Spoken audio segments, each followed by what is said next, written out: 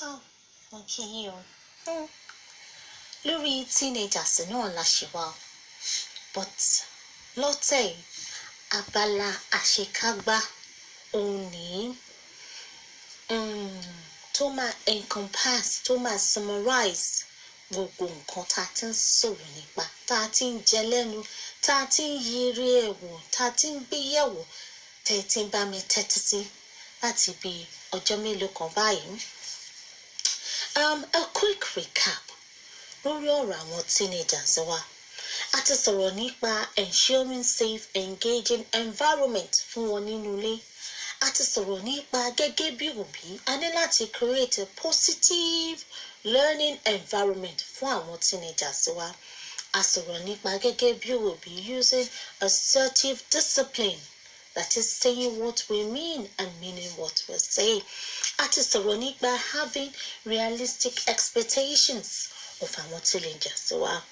A tún sọ̀rọ̀ nípa títọ́jú ara wa gẹ́gẹ́ bí òbí. A sọ̀rọ̀ nípa àwọn factors tó influence the teenagers, àwọn bíi àyíká ilé, the family environment, àwọn nǹkan bíi accidental rewards, escalation traps, watching others, making requests, bíbẹ̀ níṣẹ́ àti jíjíṣẹ́. A sọ̀rọ̀ nípa ineffective use of punishment. A sọ̀rọ̀ nípa gẹ́gẹ́ bí òbí àwọn unhelpful beliefs and expectations tá a ní nípa àwọn teenagers wa. A sọ̀rọ̀ nípa factors, outside factors tó influence àwọn teenagers wa. Ní irúfẹ́ bẹ́ẹ̀ ni peers, ẹgbẹ́, friends, ọ̀rẹ́, ilé ẹ̀kọ́, ẹ̀rọ móhùnmáwòrán, phone, ẹ̀rọ alágbèéká, ipa tí wọ́n ń kó nínú ìhùwàsí àwọn teenagers wa. Gẹ́gẹ́ bí òbí, mo fẹ́ jẹ́ ká mọ̀ pé kò sí bá ṣe máa rìn torí òní ní ẹnìkan àgbọ̀n tán àdẹ̀mọ̀ tán. Kò sí ní a máa good in some, àdẹ̀mọ̀ ní shortcomings in others, which is expected torí pé kì í ṣe super human beings, we are all human beings as well. And kò sí bẹ́ẹ̀ ṣe máa fún àpẹẹrẹ, kò sí bẹ́ẹ̀ ṣe máa ní teenager lé tẹ́ẹ̀ ní accidentally reward ẹ̀. Kò sí bẹ́ẹ̀ ṣe máa ní teenager lé tẹ́ẹ̀ ní pariwo tí ò ní lead to escalation traps. Kò sí bẹ́ẹ̀ ṣe máa ní teenager nílé tó jẹ́ pé àti factors inú ilé àti factors ìta wọn ò ní interact in determining the kind of behaviour tẹ́yìn máa wù sí àti èyí tó máa wù sí yín, torí pé kí ni a jọ ń feed off each other's energy. So gbogbo irú àwọn nǹkan tá a kà sílẹ̀ kò sí ni a lè fẹ́rù ẹ̀kú kò sí at one time or another kẹ́tì ẹ̀ wà consistent gan-an. Ọjọ́ kan máa wà tẹ́ máa wà inconsistent ẹ̀ mọ̀ tẹ́ ti máa gbàgbéra. So but ẹ má worry, because nobody is perfect. Kò sí ni a máa make mistakes along the way. But nǹkan tó lè dẹ́kun kí ọmọ wa kó ìwà tá a fẹ́ kó wù, nǹkan tó lè dẹ́kun ẹ̀ ní pé káwa gan fúnra wa ká mind ara wa ká lákìyèsára. Tá a bá rí pé ó dàbẹ́ ni pé a ti fẹ́ dẹwọ́lẹ̀, ká tètè rọra wa létí, ká tètè sọjí pé n bá ti dẹwọ́lẹ̀ ṣé kìí ṣe pé yóò tún go back fúngbà díẹ̀ ni, just for them to get it. Ṣé ẹni tó bá ti get it, tó bá ti mọ lára láti máa hùwà tó tọ́ àti ìwà tó yẹ, ó ti tán ó máa ṣe fúnra rẹ̀ láìsí pé ẹ sọ fún, láìsí pé ẹ rán létí, toró máa come to him naturally. But the act of getting it àti láti máa ṣe láìsí pé ẹ rán létí, olú máa ń pàkàsọ, olú máa ń pín everybody lẹ́mìí, olú dàbí iṣẹ́ tó wà níbẹ̀. But tẹ́ bá bá mi follow àwọn steps yìí ní ṣísẹ̀ntẹ̀lé, ẹ máa rí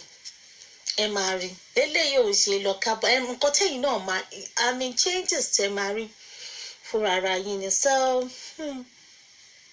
but tábà wá jùlẹ̀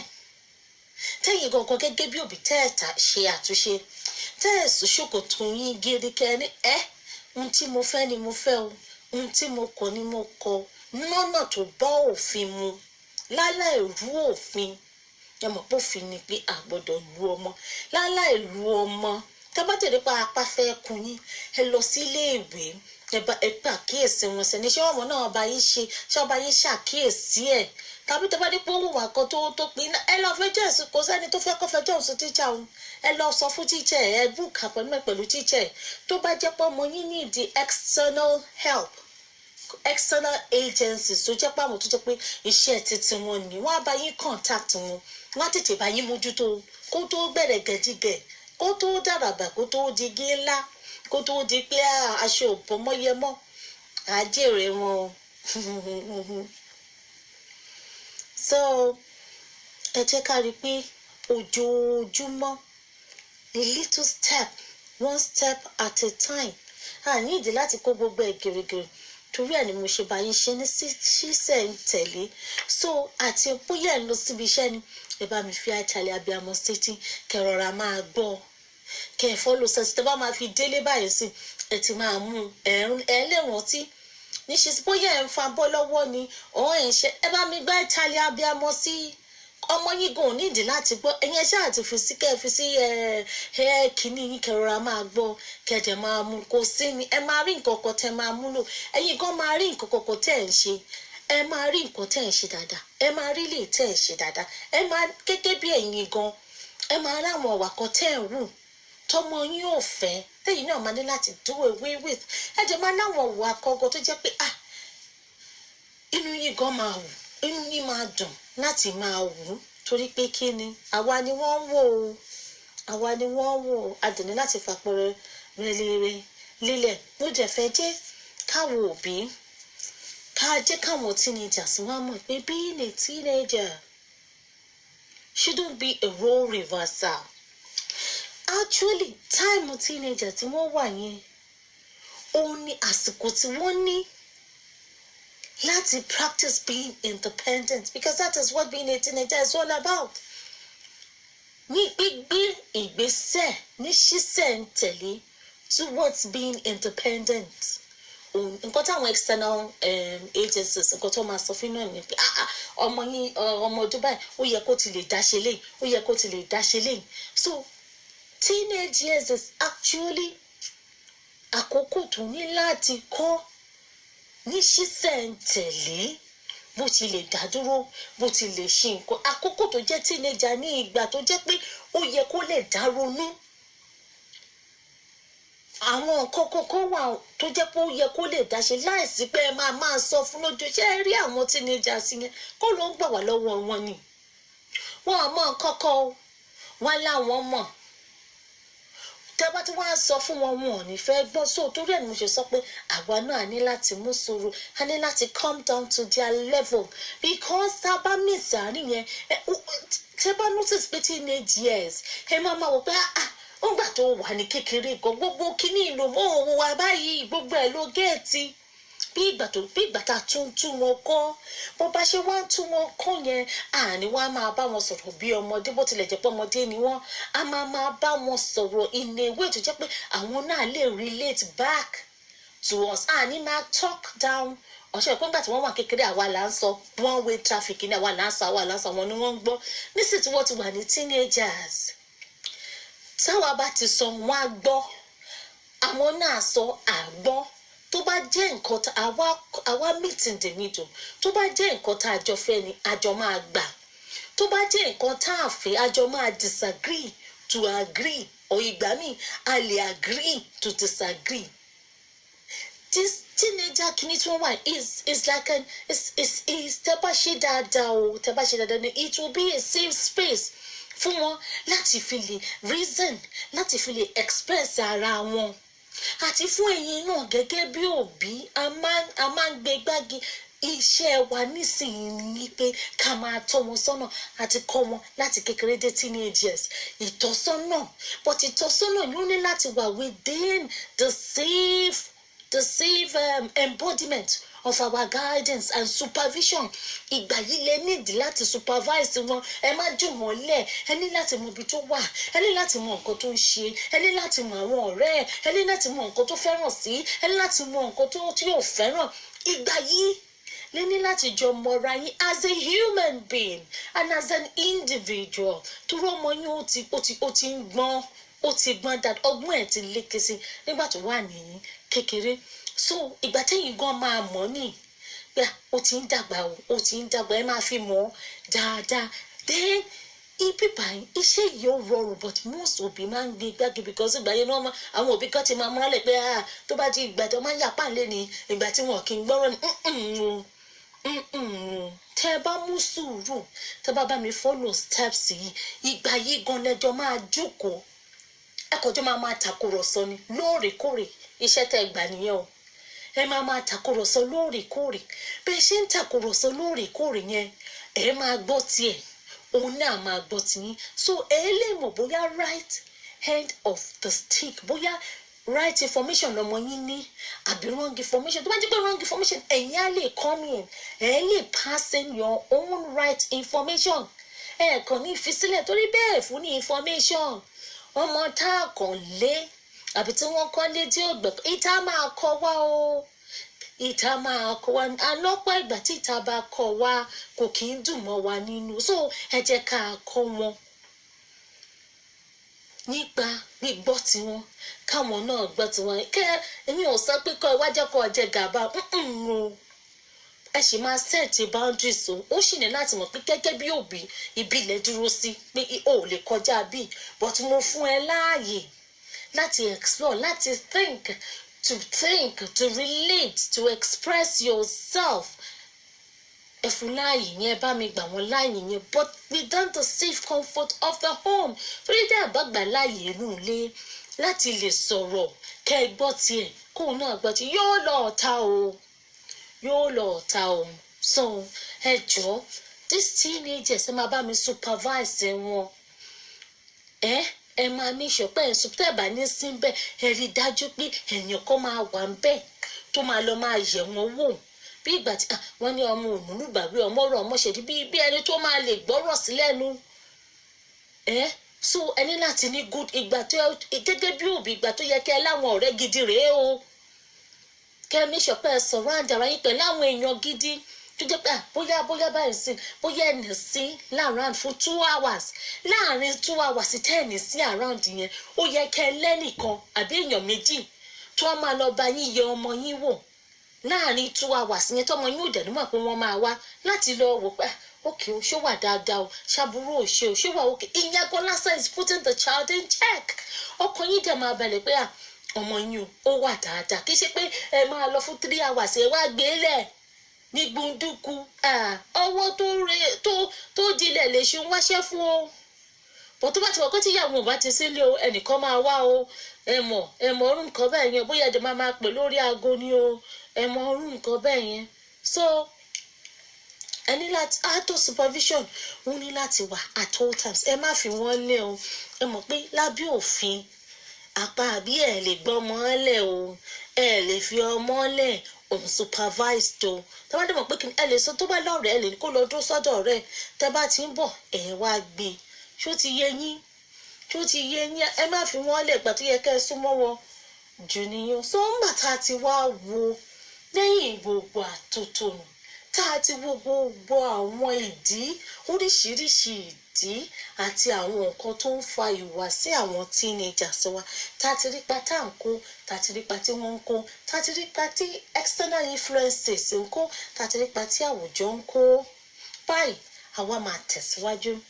kí ni nǹkan tí mò ń sọ gẹ́gẹ́ bí òbí wọn ló ní kùnà mọ́kà onínúnú mọ́nú ẹ̀yin lẹ wọ bàtà ẹ̀yin lẹ mọ bí tí bàtà ti ń ta yín lẹ́sẹ̀ ẹ̀yin lẹ lọmọ yín ẹ̀yin lẹ mọ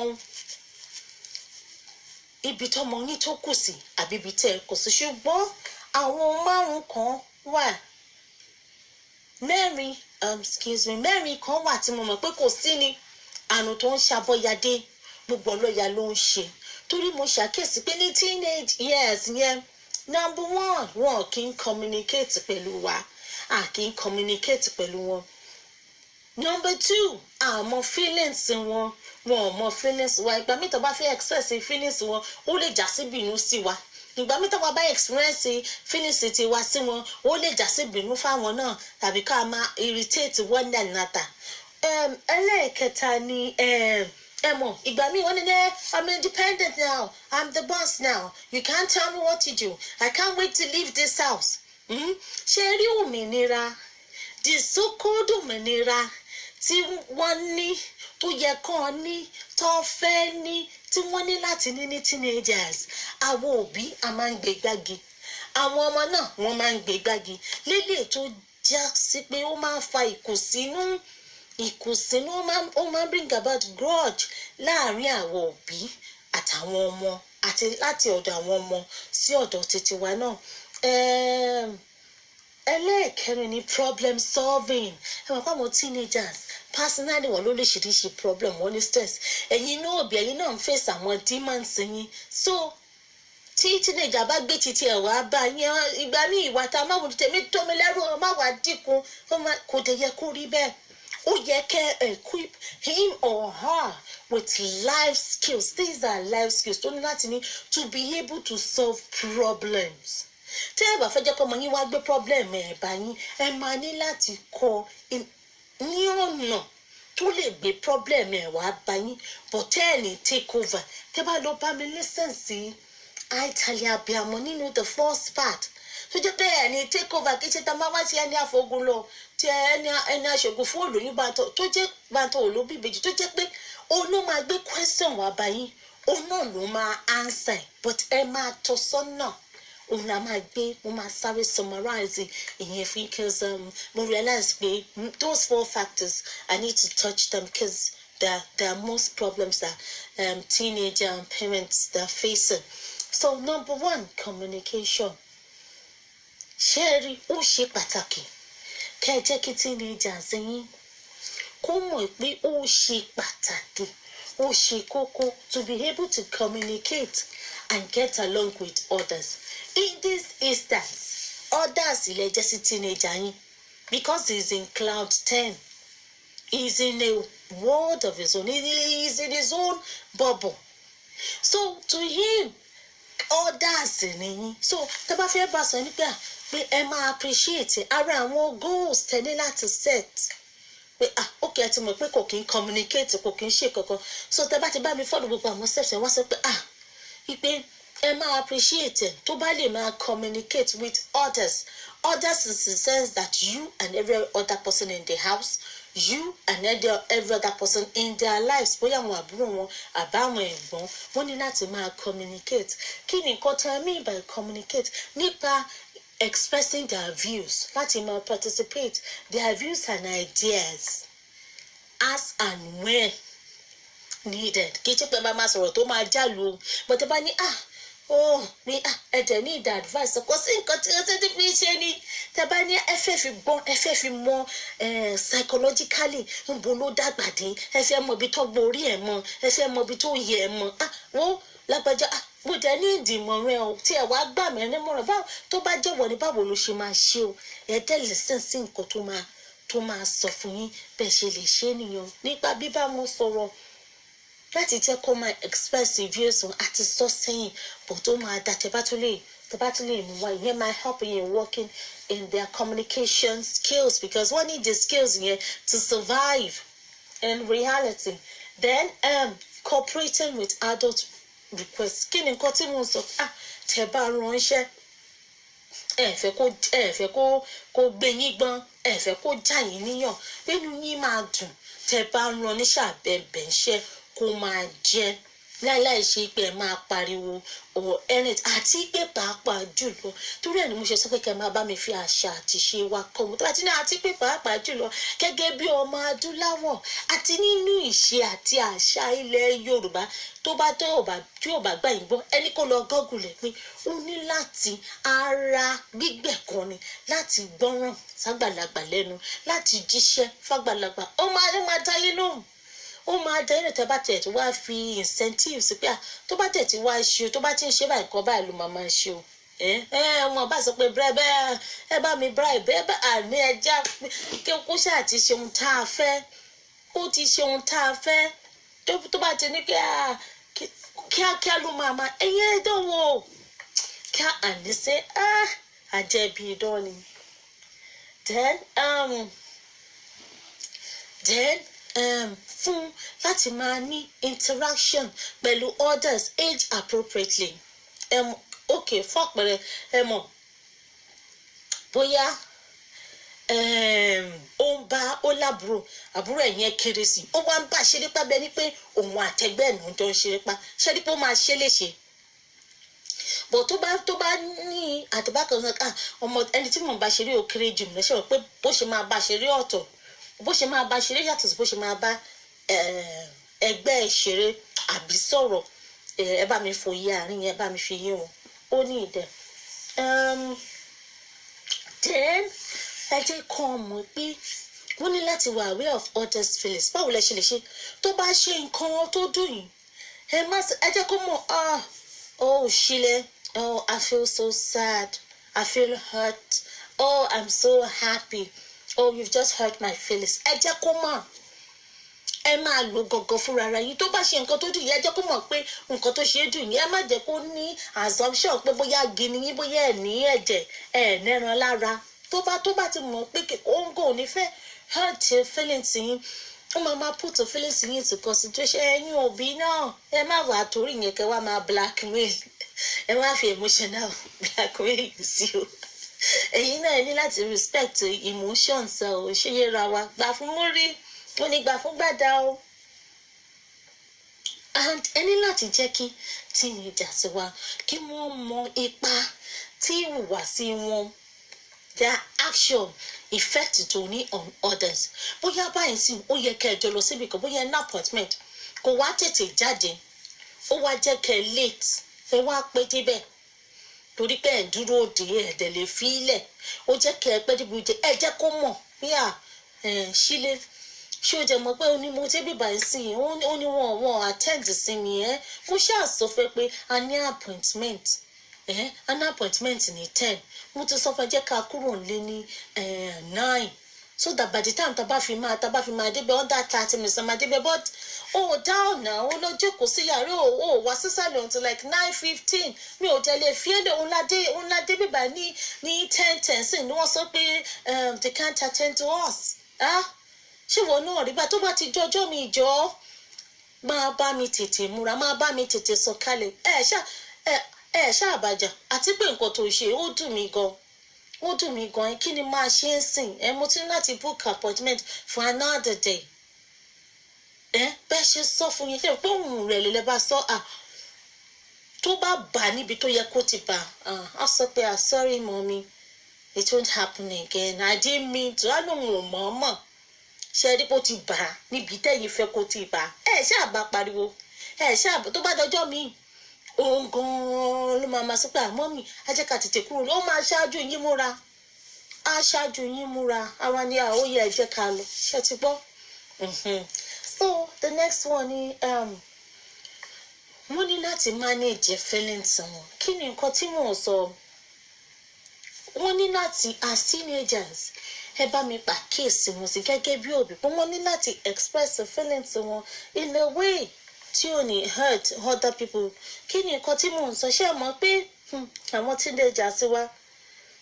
ẹnu wọn máa mú o bí ọmọ bóyá ẹ ṣàkíyèsí o but bóyá ẹ ṣe nǹkan sí bóyá ẹ bá wí kásífà bẹ̀rẹ̀ sí kásán pé ẹ bá wí o àbúrò ẹ̀ wá rẹ́rìn ó wá ní ó yẹ kó rẹ́rìn ìwà tọ́lé ìwà kìnnìkan orí ẹ̀ ṣe bá orí ẹ̀ ṣàwọ̀ ó sọ nǹkan tó dùn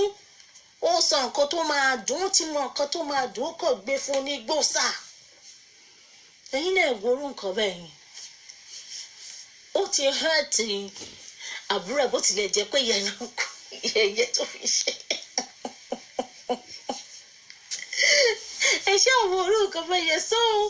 àpẹẹrẹ ni mo fi ṣe so there are other instances sẹ́yìn náà máa rí mi létí ọmọ pé nǹkan tó ṣe yẹn Emo, bó ṣe yẹn, bó ṣe express the feelings ẹ̀, ó ti hurt other people. So ó ní láti wà careful of that because ó ní láti learn to be able to express his feelings without hurting other people as well. Àti pé as teenagers, in managing their feelings, ó ti ní láti wà able to control hurtful actions. Ó ní láti rò ó kó tó ṣe é. Irú báyìí sí ká sọ pé kìnnìkan kò tiẹ̀ rò gbìṣ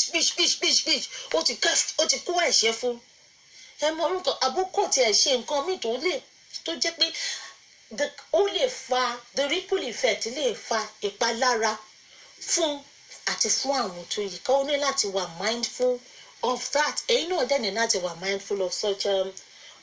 actions. Bí ẹ sọ fún gẹ́gẹ́ bí teenager. Our responsibility to come with being a teenager is thinking before acting. Ara ojúṣe teenager ni láti express their own feelings in a way láti má lè pa any other person lára without hurting other people. Àti pé ó ní láti develop positive feelings about themselves and others. Kí ni mo mean about positive feelings? Fún àpẹẹrẹ body image. Ti gbọ́ táwọn teenager lè sọ pé oh I'm so ugly.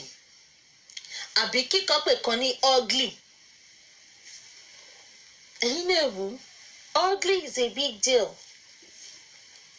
Ugly is a big deal. Àbí kó ní ẹnìkan pé òní kó wá máa bí ó lè máa bí ní question pé ṣé òun fine. Torí ẹ̀ ni mo ṣe sọ pé àzòbí ọmọ yóò kò ní ìdí ara àta láti máa stamp ẹ̀ fún púpọ̀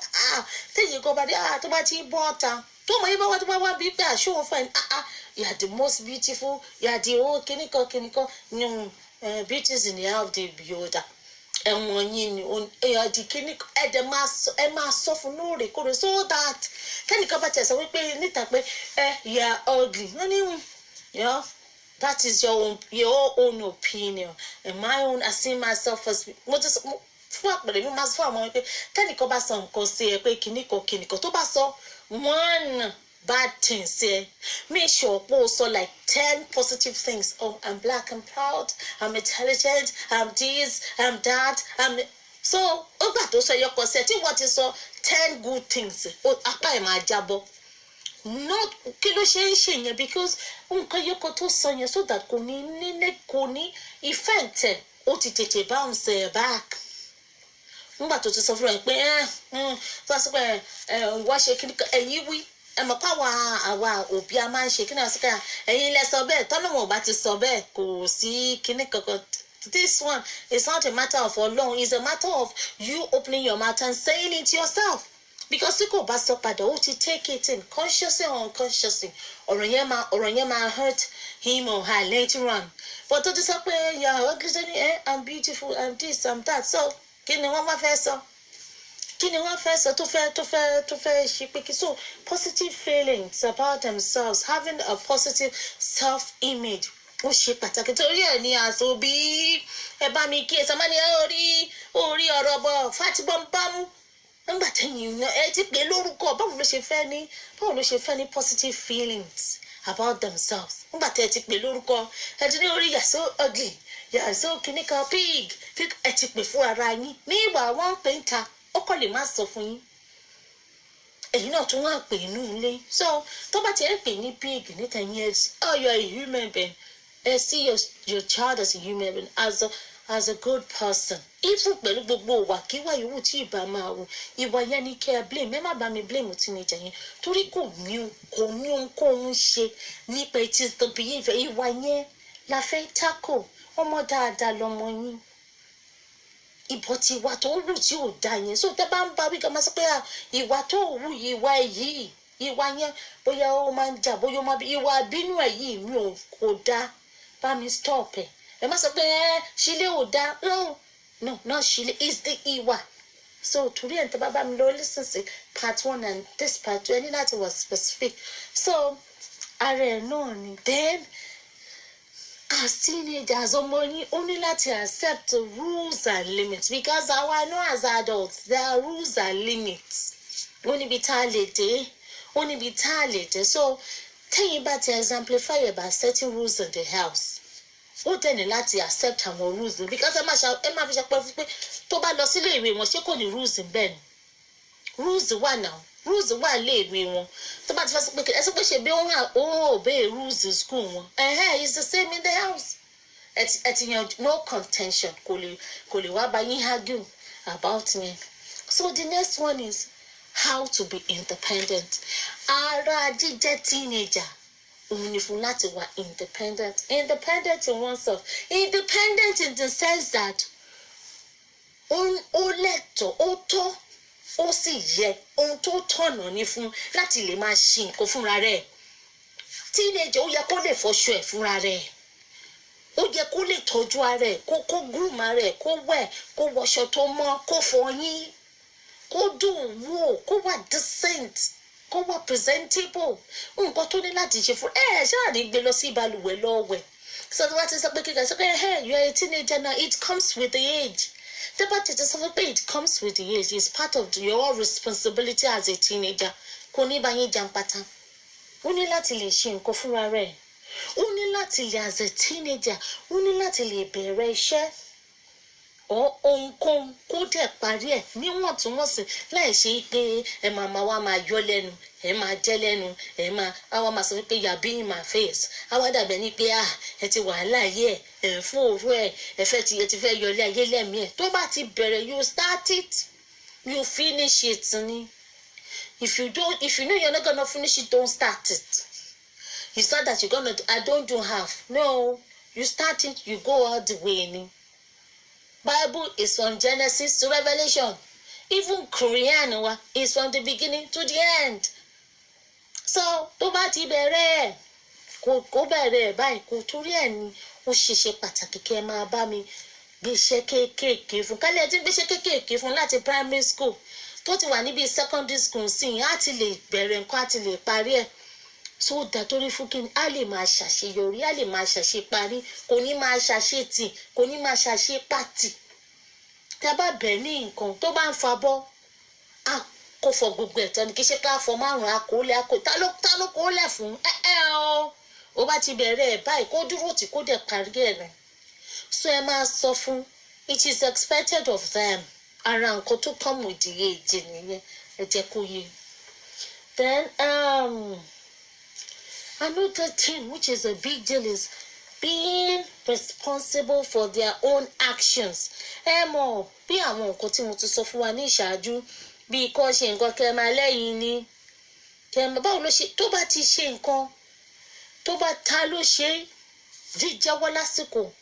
saying the truth and saying it on time tó bá ti ṣe èmi ni mo ṣe ó ti take responsibility for action ẹni but tó ṣe nǹkan tẹ́ wá fọwọ́ ra lórí àbó ṣe nǹkan ẹ wá ń blame ẹlòmíì àbẹ́ ń blame ara yìí kò ní take responsibilities for their action no. In taking responsibilities for their action is learning consequences. That for every action there is a reaction. By that, it will be able to choose. Because over the year, what you think what kind of reaction am I gonna get? Not smart. What kind of reaction am I gonna get? Am I helping or her in choosing what actions to take and what reactions to expect? Whatever teacher can take responsibilities for that, and at times care ground take the consequences away. No matter take responsibilities for his action. So and the next one is, which is a big deal, is problem solving. It's a very, very important life skills that teenagers need to have. But they can't have it if we don't encourage them and allow them and give them the space to problem solve, most especially within the home. So, only láti encourage kó show interest in everyday things around the house. Ẹ jẹ́ kó máa sọ̀rọ̀ yẹn máa bá sọ̀rọ̀ báwo ló school ẹ̀ lénìí kiri ibi tó ti ń bẹ̀rẹ̀ nìyẹn kí ló ṣe lénìí báwo ló ṣe fíò lénìí kí ló ṣẹlẹ̀ lénìí ẹ mọ orú nǹkan bẹ́ẹ̀ tó bá ti jọ tàkùrọ̀sọ tí problem bá arise ó máa sọ fún yín ìyẹn lọ́nà kínní ẹ mọ̀ kó máa ẹ máa béèrè ìbéèrè ẹ máa ẹlòmíì báyìí òun àti teenager ohun ò kanra wọn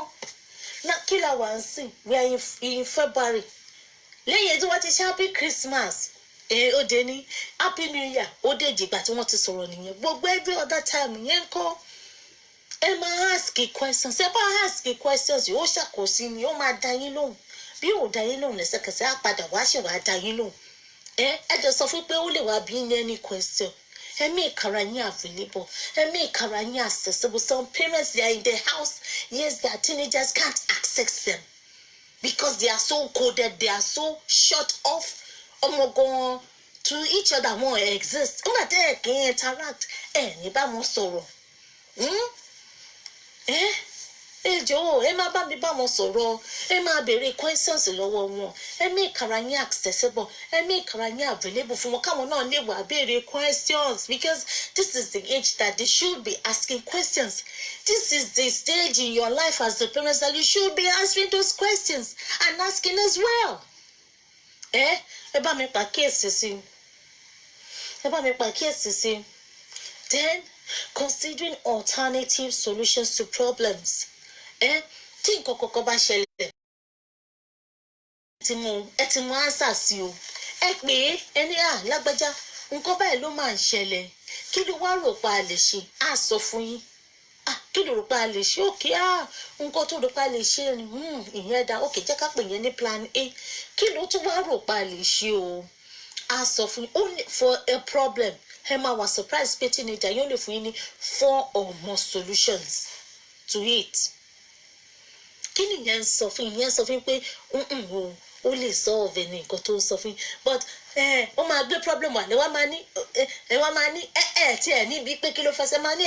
solution títí yín lẹ máa gbé fún kọ́ ọ bẹ́ẹ̀ kọ́ ọ tó bá gbé problem wá bó ṣe wá gbé wá yẹn ẹ sọ padà nǹkan tó sọ fún bẹ́ẹ̀ ṣé pé nǹkan báyìí ni tí n bá gbé dáadáa ṣé pé nǹkan tó ń sọ fún mi pé báyìí ìyá bó dẹ̀ ṣe wá rí yo kí ni wọ́n wá rò pa lè ṣiṣẹ́ dípẹ́ ti jù ú sí padà á wá máa rò ó àjẹsọ̀tọ̀ ajẹ́rẹ́ni òun rò pé kà á ṣe báyìí ní ó dẹ̀ dá ok báwo ló tún ṣe rò pé a tún ṣe lè ṣe á tún sọ fún tá a bá wá ṣe bẹ́ẹ̀ ọ̀nà wọn ló tún rò pé a tún lè jù ṣe rí pé ẹ ti jọ ń takùrọ̀sọ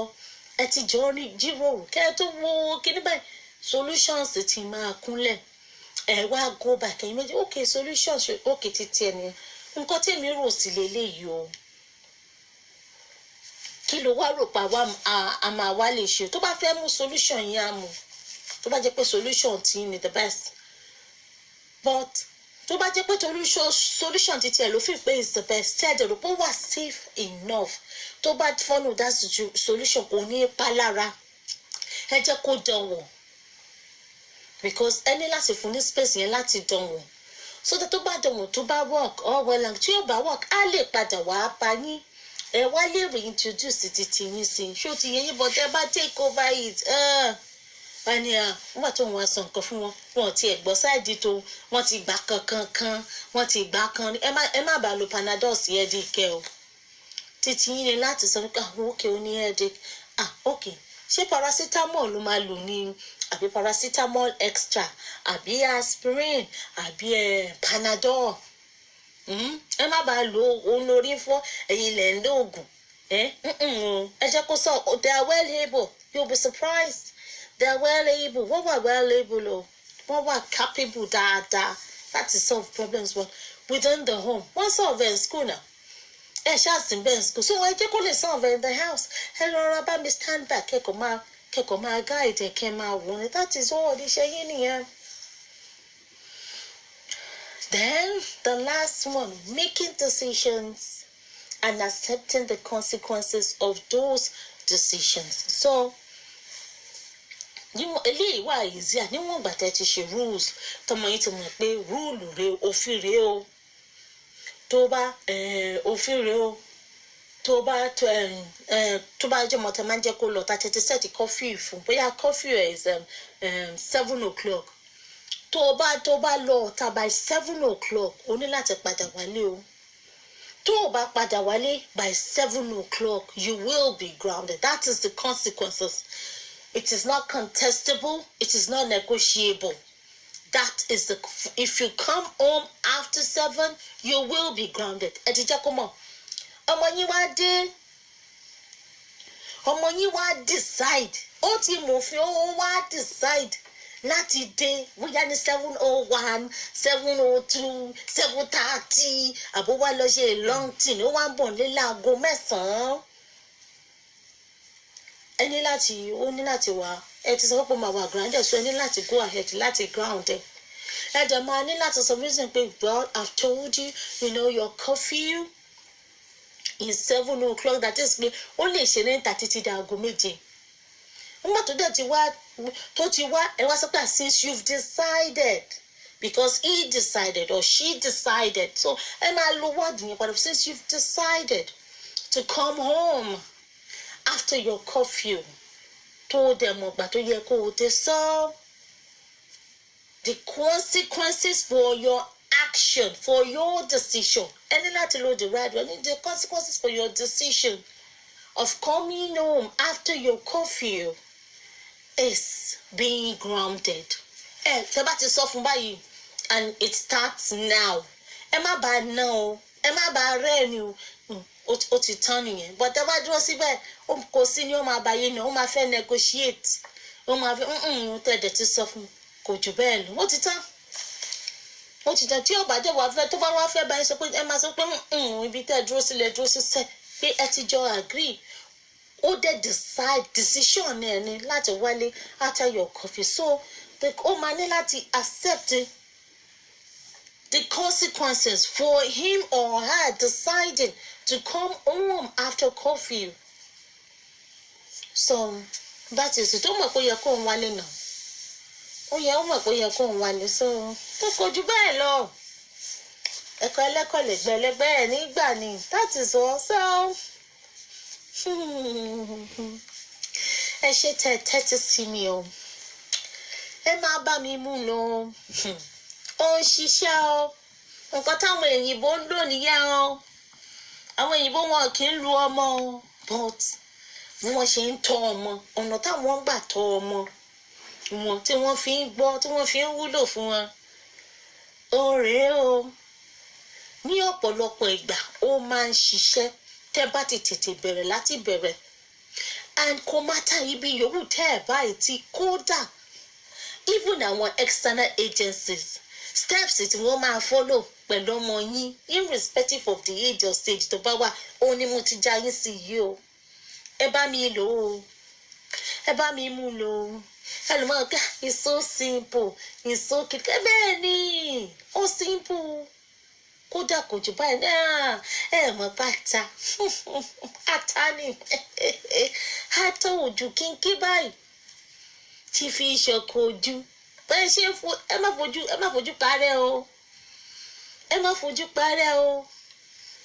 ó ń ṣiṣẹ́ o ó dàbí ata gbogbo èèyàn ló mọ̀ pé wà á tà ò dá ṣùgbọ́n gbogbo èèyàn ló kò sẹ́ni tí ò bá ta rẹ̀ that is it ó rèé o. This is the solution o this is the solution so ẹ bá mi pàkíyèsí o ẹ bá mi mold o ẹ bá mi mix and match to your needs to your and your teenagers needs so I'm a proceed o mo kò fẹ́ ká ṣe náà so I'm a go into well I might as well let you know so ngbà tá ti wá ṣe gbogbo eléyìí tẹ́ bá mi follow eléyìí o. A máa wá lọ sí encouraging appropriate behaviour nígbà tá a ti yọ taṣọran fáṣọran tá a ti yọ taṣọran fáṣọran tá a ti yọ kàńdá kúrò nù rẹ̀ sí tó dẹ̀ ti ń wùwà bá a ti fẹ́ àdúrà ti gbà bá a ṣe wá máa keep doing it tó jẹ́ pé wà tá a fẹ́ yẹn gan-an kò wọ ẹsẹ̀ ò ní yẹ̀ lórí ẹ̀ òun la máa gbé yẹ̀wò ní abala tó kàn ẹ ṣé o gbogbo ẹ̀yin òbí tẹ́tí bá mi mú lò kódà ẹ kú iṣẹ́ o iṣu máa jìnnà fún wa jẹ́ àjèrè wọn èyí tẹ̀ ṣẹ̀ṣẹ̀ fẹ́ bá mi bẹ̀rẹ̀ ẹ káàbọ̀ o kódà ọ̀nà lẹ́wà o ẹ̀yin tẹ́ ẹ sì ti bẹ̀rẹ̀ kì í pẹ́ o ilé ọlọ́run kì í ṣú anytime lẹ lè bẹ̀rẹ̀ o it's never too late o ẹ tètè bá mi bẹ̀rẹ̀ o ẹ tètè bá mi bẹ̀rẹ̀ tó títí dìgbà tí a tún máa bẹ̀rẹ̀ abala kejì. A kú ètò.